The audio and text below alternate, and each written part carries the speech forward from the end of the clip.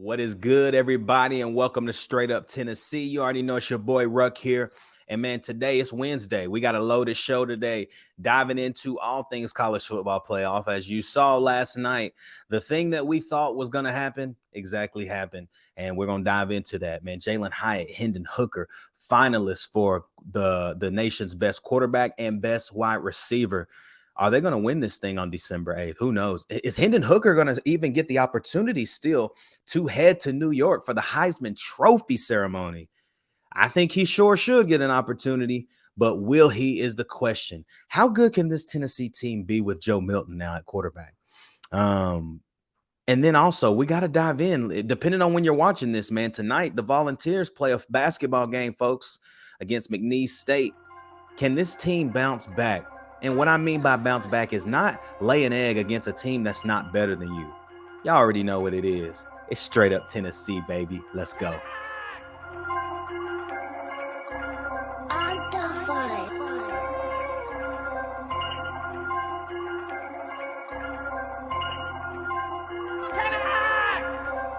The north ender sets the race onto the field. The finals will be boring the giant sea that stretches from that north end ground on a cold day becoming Glendale as the big orange sets the race on the Shield Buskins Field, ladies and gentlemen, and wherever you are. What it do, everybody, and welcome. Welcome to Straight Up Tennessee. It's your boy Ruck, man, and I know it looks strange today because it's just me. Man, I need y'all to send a prayer up for my brother Turner. I think he's come down with the flu, man. I know that everywhere across the state of Tennessee, the flu is absolutely off the chain. And so, Turn, man, I miss you today, bro. I hope that I can do as well as possible without you being here, bro. But yeah, man, y'all share love, man. In the comment, just put a love you Turner, or just give a big orange, man. Turner, everybody in the Straight Up Tennessee family, man, is looking and hoping that you get a speedy recovery, but also, man, that you just feel better. Obviously, we want you to be healed up quicker, but at the same time, it's important to take this thing slow and rest up and heal up, bro. So, man, we miss you today. But y'all, big show today, man. We have a lot to talk about. Last night, the college football playoff rolled out, and it's the same old stuff, man. You know, every single week that this thing drops, I question if they are favoritism. What kind of word is that? If they are choosing sides, or if they're showing favoritism towards specific teams simply because of stature or simply because of reputation. It's very, very frustrating. But Tennessee falls into 7. That's up 3 spots from last week. We were number 10. So the Tennessee Vols end up at 7. And, you know, barring anything crazy happens this week in the top 25 and really in that top 4 through, 1 through 4, and then really 5 and 6, they're not playing this weekend. So it really does matter what happens in the top 4. I don't think I've seen all the Vol fans, right? Myself included. We're like, oh, we've got a chance. So you're telling me there's a chance? No, I don't think that there is a chance. And the committee is letting us know that. And they're letting us know that by putting teams like Alabama in front of us, even though we beat them. And we beat a team by almost 3.5, 4 scores that beat them. And it's tough, man. It is extremely tough to know that and see where they fell. To see that Alabama is number 6, Ohio State is 5, USC, TCU, Michigan, and Georgia. It sucks. You know, it really is that simple. It sucks to see that, knowing what Tennessee has done this year, knowing what Tennessee did to Alabama, how they did it. And you won the game. You won the field, right? You beat LSU 40-13. Alabama loses to LSU. You beat Alabama at Neyland Stadium 52-49. But somehow, because of your loss to South Carolina, Alabama has snuck in front of you, and now Alabama is number 6 in the country. I just kind of want to look at this entire top 25 from the college football playoff. You've got NC State starting at 25, NC State, Mississippi State, North Carolina, UCF, Notre Dame, and Texas are your top 20 through 25. Texas is 8-4. South Carolina sneaks in there at 19. Tulane at 18. UCLA, Oregon State, LSU. Wow. I was so surprised to see LSU drop all the way from 5 to 14. They basically said, LSU, we did that because of how we thought you were playing, and to see that you got absolutely cooked by Texas A&M, we realized that you were not as good as we thought we were, and they dropped LSU 9 spots last night. That is just outrageous. I don't think we've seen a drop like that. 9 spots? Oh my goodness. Wow. Hate to be an LSU fan right now. Florida State at 13. Washington, Utah, and Kansas State. Kansas State is the start of the top 10. Kansas State plays TCU on Saturday, the Big 12 championship. Can they win that game? Can Kansas State not shock the world? Because TCU has wanted to lose all year. They handle Iowa State, absolutely beat the brakes off of them last week, but they've wanted to lose the last month, really, in November. Do they fold up and lose to Kansas State in the Big 12 championship? Who knows, man? If they lose, that shakes up the whole top 4, and Ohio State will creep themselves right in. But starting at number 9, Clemson is 10-2. Penn State number 8 at 10-2. Tennessee at number 7 at 10-2. And from there, you know what it is: Alabama, Ohio State, USC, TCU, Michigan, and the Georgia Bulldogs. Conference championship week, man. This is a big week in college football. If you don't know these games this week and what they can mean and how much they could shake up. Now, this is all hypothetical, right? We look at this and we're all like, what could happen? Ooh, we're fans, bro. Like we are football fans. So we're like, oh, look at this. What if this happens? Oh, nah, bro. What if this happens? And so, but you really do have to look at this weekend, because there are a lot of head-to-head matchups that make a lot of sense on paper, but on the field, it's like, which team is going to show up, right? So, let's talk about these games this week, right? We've got the Conference USA Championship. No one cares about it. However, I'm going to read through it because I think it's important for us to know what kind of football we're watching. UTSA, who has kind of come out of nowhere. They're 10-2, playing North Texas on Friday. Pac-12 championship is huge, folks. USC plays Utah. USC has lost to this Utah team this year, okay? USC play, and they actually play on Friday night at 8 p.m. on Fox. Man, Big 12 championship, Kansas State, TCU. Like I told you, they play Saturday at noon. Oh, man, I cannot wait for that game. I'm locked into that. Going to skip out on the MAC championship. Go ahead and jump down here to the SEC championship. LSU plays Georgia in the Mercedes-Benz Stadium in Atlanta, Georgia on Saturday at 4 o'clock. Very interested to see which LSU team shows up, right? You've seen an LSU team against Tennessee who could not move the football. Tennessee completely halted the run, which allowed nothing for LSU's offense. LSU is built by running the football, and specifically by Jaden Daniels being able to run the football efficiently. Jaden Daniels. And what does Stetson Bennett look like? What does this Georgia defense look like? How do they stop LSU? I don't know. I don't know what this game is going to be. I don't know if it could be an upset. I don't know if it's one of those where we're all just a little too happy. And what I mean by that is, do we think LSU truly has a chance? Really look at yourself in the mirror 5 times and say LSU can beat Georgia, and see if you can do it one time without laughing, right? There's no way. We saw what LSU was. We went to Death Valley.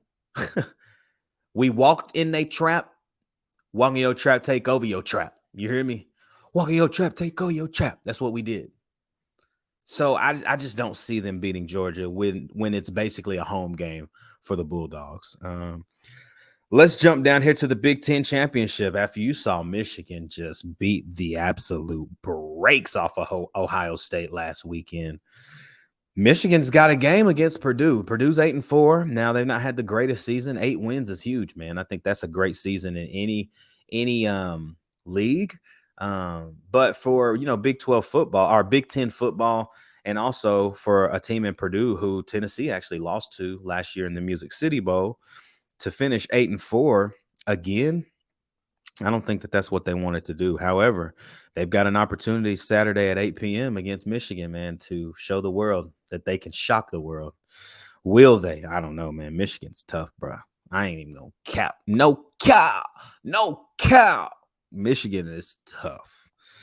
And then the ACC championship, man, North Carolina versus Clemson. That's an interesting game. And it's interesting because, as I'll talk about in just a second, they've currently got Tennessee playing Clemson in the Orange Bowl. Does that depend on if Clemson wins this game? I 100% think so. But I guess it's something to look at. So we'll see what happens in the top 4 this week, y'all. I really do think that there is some huge. I don't even know the best way to say this. There are some huge movements that can happen. But the big question and the big idea that's it's always going to stand is, will it happen? Like, are we just acting like fans like we should? Or are we some genies in a bottle picking against all of these teams in the top 4, praying that Tennessee can find a way to get in this thing, man? Who knows, man? Who knows? But while we're right here, man, like, comment, subscribe, hit that bell notification, y'all, so you never miss a video, you never miss a podcast. Download this Anchor, Apple Podcasts, and Spotify Podcasts. Please download the episode, man. Download the podcast, follow, like it. Man, this thing is growing. We're on our way to 450 subscribers on YouTube. We're surpassing 1,000 plays on all of our podcast platforms. Thank you guys for the love and support.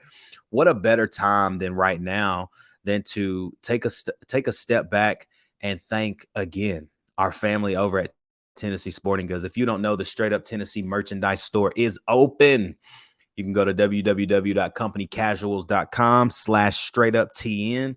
You will find some dope merch. There are a lot of our viewers that have already purchased things. I can't wait for them to get them in hand. Can't wait for them to rock us, tag us, send pictures. Y'all, Tennessee Sporting Goods doesn't just do merch. They are not just our sole provider for all of the Straight Up Tennessee merchandise, but Tennessee Sporting Goods is in the heart of Fountain City in Knoxville, Tennessee. They do everything from sports uniforms to Letterman's jackets to sports accessories, you name it. If it has anything with sports or team related, Tennessee Sporting Goods is the place you need to go. Like I said, located in the heart of Fountain City at 4817 North Broadway. Give them a call at 865-688-5454. Ask for my man Taylor. T-Mag, if you're watching, man, I appreciate you. I thank you and the family over there. Me and Turner are just honored by you guys, and hope that this partnership that you and I have, and not just you and I, but Tennessee Sporting Goods and the Straight Up Tennessee family that we have continues for a long time. And so, yeah, guys. So as we kind of continue on with the show today, man, remember, again, like, comment, subscribe. But Jalin Hyatt and Hendon Hooker, man, are both in the top 3 for their own respective categories of rewards. Hendon Hooker is in the top 3 for the Maxwell Award given to college football's best quarterback. And junior Jalin Hyatt is one of the 3 finalists for the Belinknikoff Award. That's a dope name, ain't it? Belinknikoff Award given to college football's best wide receiver. I just have to read this, y'all, because it still blows my mind. Hendon Hooker accounted for 3,565 total yards, 33 touchdowns in 11 games. 11 games. He didn't play the whole year, y'all. He got hurt. 11 games. He's the first finalist since Peyton in 97. Tennessee's Jalin Hyatt is the first receiver to be named as a finalist for the Biletnikoff Award. And he is in the race with Marvin Harrison Jr. from Ohio State and Iowa State's Xavier Hutchinson. Listen, the same two people that are in it with Hendon, CJ Stroud, and Caleb Williams are also the same two people who should be in it with Hendon in New York for the Heisman Trophy ceremony. They better put my boy Hendon Hooker in the Heisman Trophy category. They better put him in the ceremony. They better keep him in the category. And if he's not up there in New York here in about a week and a half, they gonna make me lose my mind.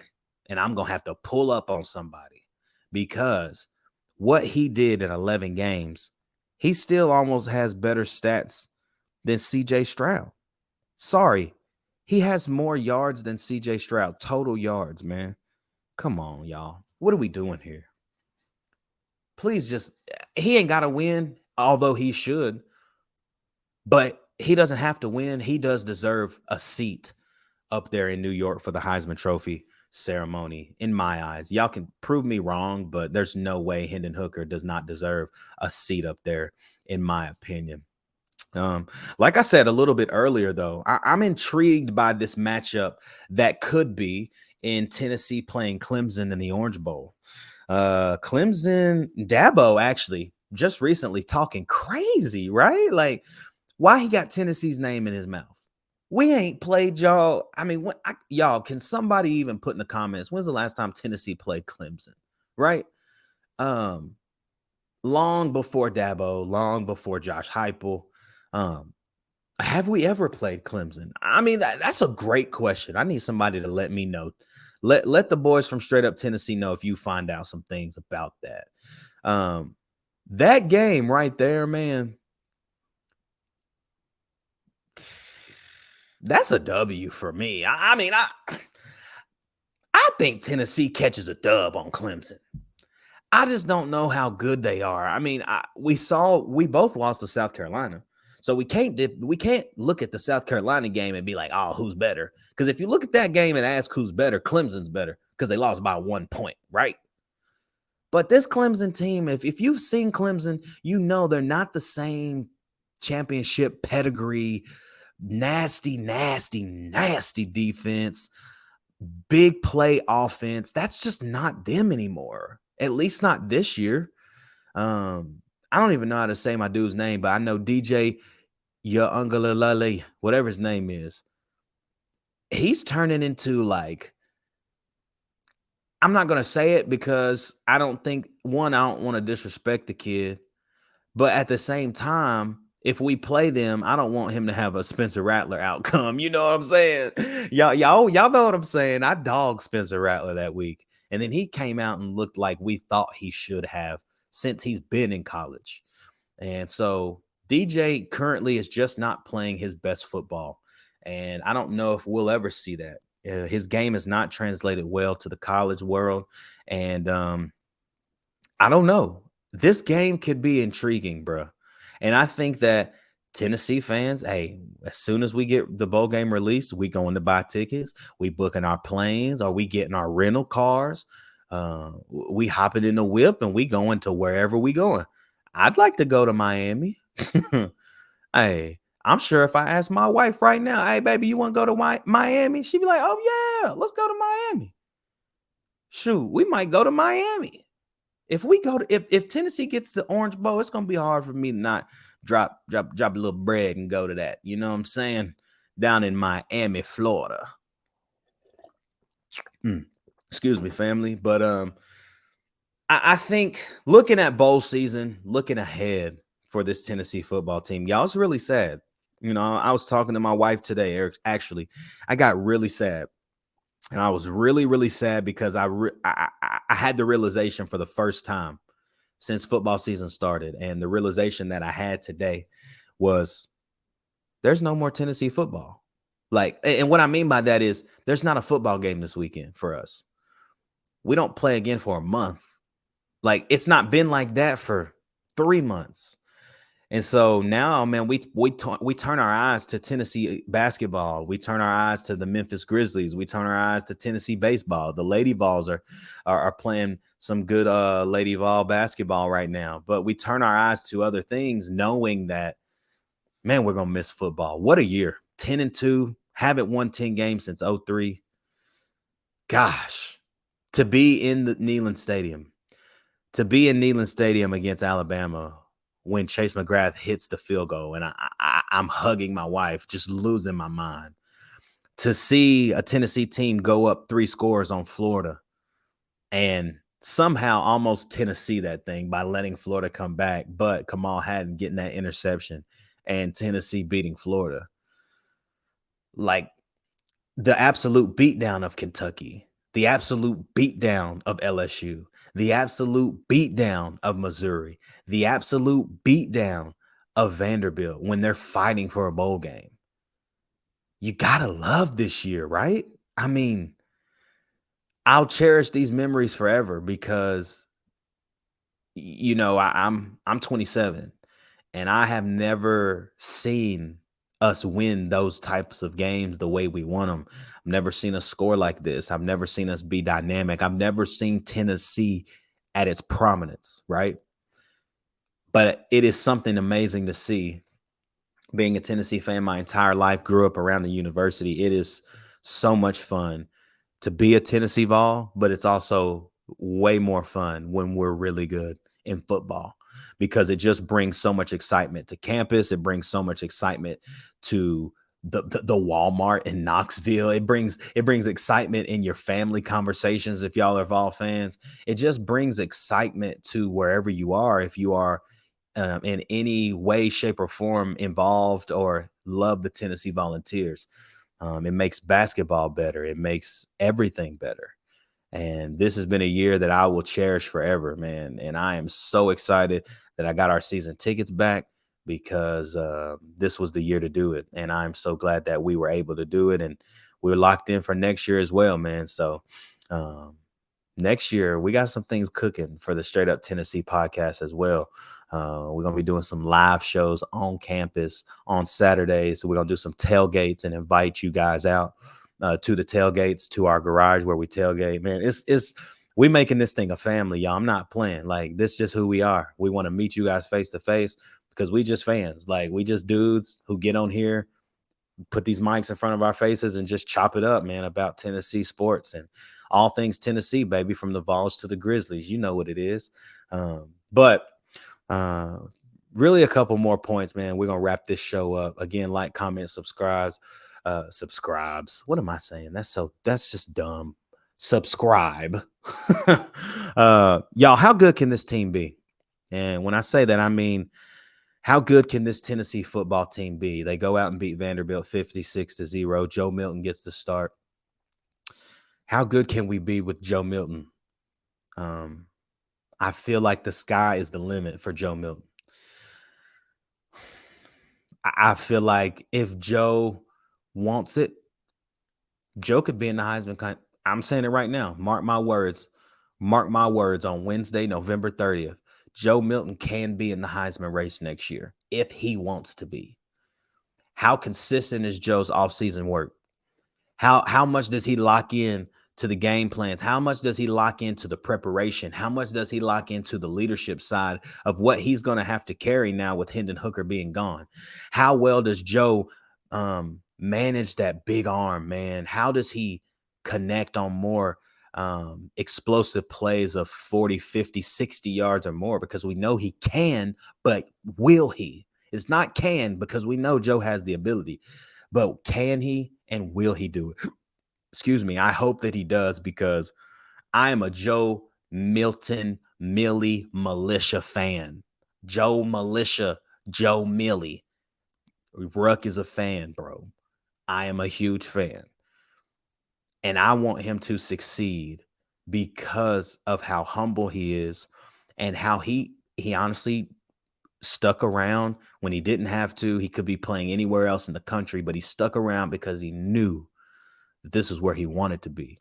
Not where he needed to be necessarily, but this is where he wanted to be, at the University of Tennessee in Knoxville, turning up with the Vols. And so I'm hoping that his preparation and even in the bowl game, man, I'm hoping he comes out and absolutely cooks whoever we play. Really looking forward to seeing how good this team can be with Joe Milton, because y'all, it's Joe Milton's job to lose. Like, I don't care about anybody who is saying anything like, oh, Nico's coming in and starting. No.